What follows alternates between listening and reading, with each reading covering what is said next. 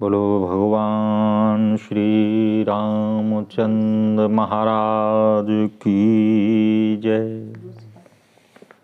मित्रों, आज मैं आपको रामायण की अर्थ सहित चौपाइयाँ व दोहों का अर्थ समझाऊंगा, जिसमें आपको ये समझ में आएगा कि वास्तव में रामायण में किसका चरित्र वर्णन है और किस प्रकार है, कौन किससे बात कर रहा है।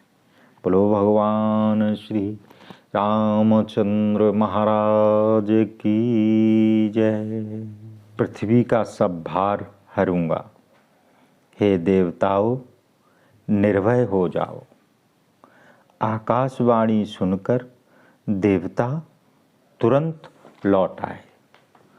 उनका हृदय शीतल हो गया।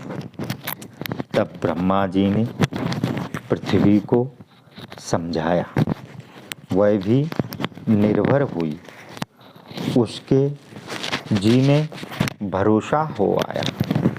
यहाँ पर दोहा नंबर 186 की समस्त चौपाइयाँ समाप्त होती हैं और दोहा नंबर 187 की दोहे की अर्थ व चौपाइयाँ शुरू होती हैं। देवताओं को यही सिखाकर कि वानर शरीर धारण कर पृथ्वी पर जाकर श्री हरि की सेवा करो, ब्रह्मा जी अपने लोक को चले गए। भूमि सहित सब देवता मन में शांति पाकर अपने अपने स्थान को गए। ब्रह्मा जी ने जो कुछ आज्ञा दी, देवताओं ने प्रसन्नता से शीघ्र ही उसका पालन किया। उन्होंने पृथ्वी पर जाकर वानर शरीर धारण किया। उनमें अपार बल और प्रताप था। सभी शूरवीर थे। पर्वत, वृक्ष और नख ही उनके शस्त्र थे। वे धीर बुद्धि भगवान की बाट देखने लगे। वे सब पर्वतों और वनों में भरपूर होकर अपने अपने झुंडों की सुंदर टोली बनाकर रहने लगे। यह सब सुंदर चरित्र मैंने कहा। अब वह चरित्र सुनो जो बीच ही में रहने दिया था।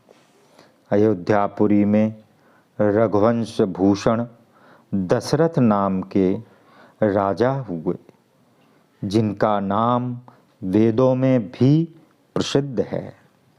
वे धर्म धुरंधर, गुण निधान और ज्ञानी थे। उनके हृदय में भगवान की पूर्ण भक्ति थी और बुद्धि उन्हीं में लगी रहती थी।